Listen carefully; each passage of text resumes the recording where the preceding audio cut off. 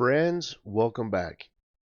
Got some good confirming news for you. So here's a similar article to what you saw yesterday. Yesterday, showed you an article, did a video on it for you, showing you that they were announcing they were going to end the currency auctions on or as of January 2nd.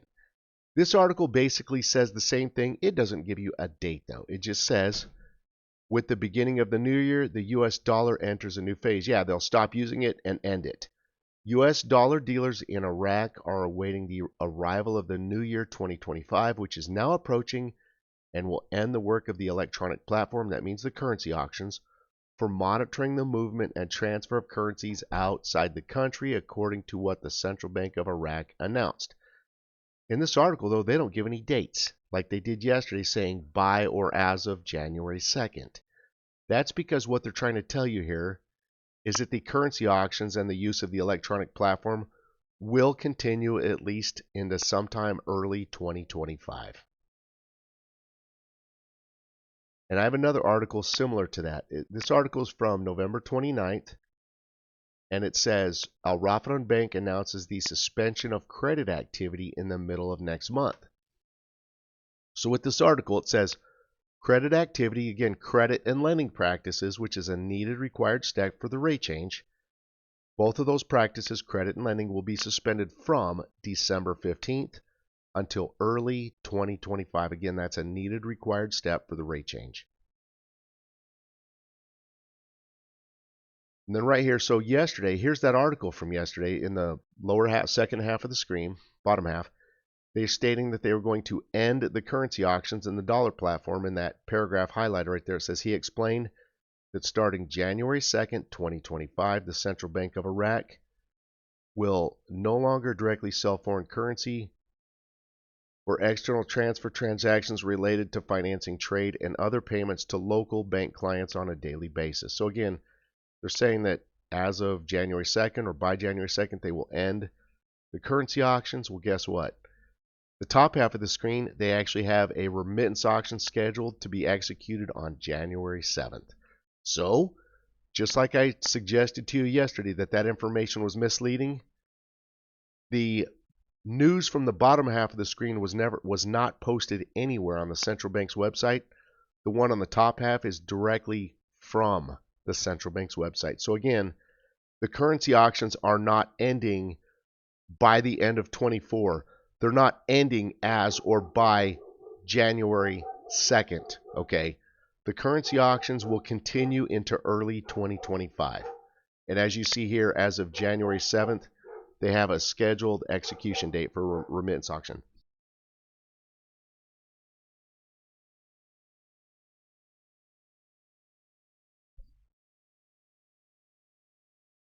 Sudanese advisor reveals government philosophy for the future of the national economy. In this article, Mazhar Mohammed Saleh, the economic advisor to the Prime Minister, has unveiled the government's philosophy for the future of Iraq's national economy. The centerpiece of this vision is the establishment of a sovereign wealth fund, which Saleh believes is essential for the country's economic renaissance. The sovereign wealth fund will focus on two main development models: an export-oriented approach and a model aimed at maximizing domestic production and replacing imports. This dual strategy is expected to drive a leading industrial renaissance in Iraq towards a national economy, propelling the country forward in the 21st century. And then here's an article from yesterday. The central bank announces the positive indicators achieved during the third quarter of 2024. That was an article from yesterday. Again, it went through all the comparisons, economic, banking comparisons between the third quarter of 23 and the third quarter of 24. 24 surpassed 23. Okay. Development road project to be presented to international companies. Again, this is a step waiting for the rate to change. Okay, for Iraq to have an internationally recognized currency to be able to pay international companies for their work. So, development road project to be presented to international companies. Iraq's trade minister has announced progress on the development road project, emphasizing that following the completion of detailed designs, the project will be presented to major international companies for investment opportunities. Development road project overview, and they go over all the preliminary designs. Again, this is mostly for like some of the brand new train and rail systems they have coming into the country in the near future. Ministry of Finance, budget revenues exceed 124 trillion dinars until October. Iraq's Ministry of Finance has announced that the country's budget revenues have exceeded 124 trillion dinars from January to October. Oil revenues make up the largest share, accounting for 88% of total revenues, which is a slight decrease from previous years. The total oil revenues amounted to 110 trillion dinar, while non-oil revenues reached 14 trillion dinar, making up 12% of the total public revenues. Iraq's Ministry of Electricity announces that the completion of 90% of the electrical interconnection project with Gulf countries. So yeah, Iraq's expanding their electricity, getting it ready to go for this upcoming summer season of 25, because they've always had limited electricity usage in previous years. So they're trying to make it larger and expand it. Tehran is upset about what is happening in Syria. What will not stand with any party if an American-Iranian conflict erupts. Speaker of the Iraqi Parliament. They stressed the need to expedite its legislation. Halbusi and Mandelawi discussed important laws that were delayed in passing. Iraq's critical laws at this point are waiting for the rate to change. Iraq has not had or held a session of parliament, just so you guys are aware, since September 28th.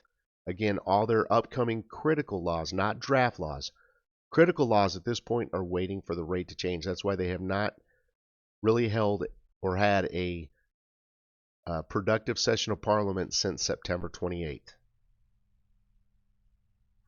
Mr. Hakim calls for benefiting from the Japanese experience in e-governance and combating corruption.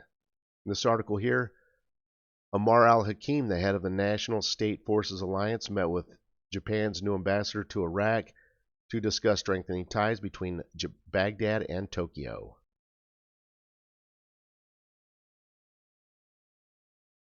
Al-Mandelawi, the next legislative session will witness a major activation of the oversight role.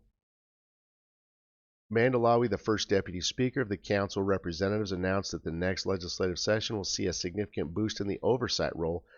This development aims to enhance the democratic process, unify national ranks, and support the government's program implementation. Okay, the program, basically, guys, that's the reforms. And that's waiting for the rate to change. So they're saying, but in the next legislative session, that would mean somewhere after January 9th forward, because that's when they're going to resume their sessions of parliament, is after January 9th. Okay, they're going to work on the government's program or reform implementation. And sometime in early 2025, Sudani is going to go to Iran and visit their country. So, anyway, guys, there you go. That is some of the news, and that is, we actually cover more news and dive into it a lot deeper on my Patreon platform. If you're interested, you're more than welcome to join. It's Patreon Dinar Investor, and I'll put a link to the video for you guys. Have an amazing day and take care. Thank you for observing.